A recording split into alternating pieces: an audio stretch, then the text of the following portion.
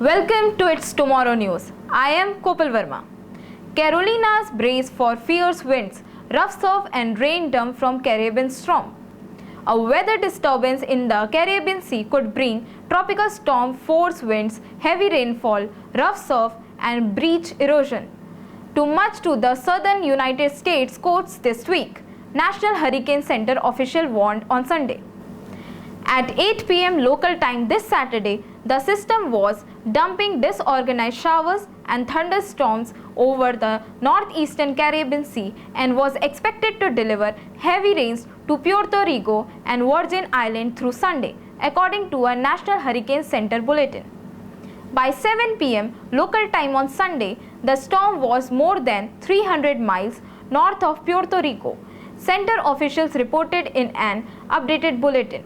The system was likely to strengthen into a subtropical or tropical storm late Sunday or on Monday as the storm moved west-northwest over the southwestern Atlantic, according to the alert. Sunday night, the National Hurricane Center upped the 5-day chance of the storm intensifying as it marches up the coast to 90%. The system could be at or near hurricane strength before it approaches the northwestern Bahamas and the east coast of Florida on Wednesday and Thursday, bringing the potential for a dangerous storm surge, damaging winds and heavy rainfall to a portion of those areas, the National Hurricane Center said on Twitter at 7 p.m. Sunday. Coastal areas of southeastern United States should expect flooding and strong winds, rain and surf even if the disturbance fails to strengthen, National Hurricane Center official said in the bulletin. The risk of those weather threats increased over the weekend, Hurricane Center officials said. Rains from the system could arrive at the coast and even west into the Charlotte area as early as Thursday.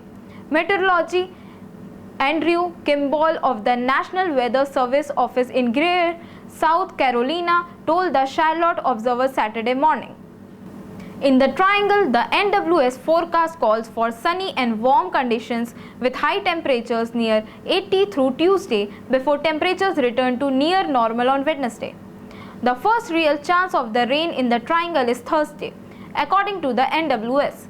But much of eastern North Carolina should expect strong onshore winds with marine hazards and minor to moderate coastal impacts when the storm front arrives, National Weather Service meteorologists said on Twitter Saturday morning.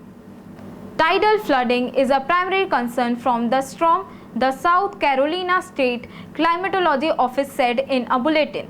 The Broward County coast is bracing for the possibility of a strong storm just a few weeks after being lashed by Hurricane Ian.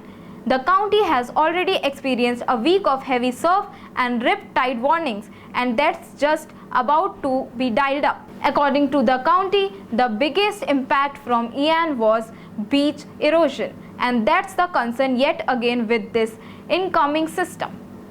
That's all for now. For more news updates, stay tuned with us. It's Tomorrow News. For more global weather update like this, subscribe our channel and hit the bell icon for regular updates.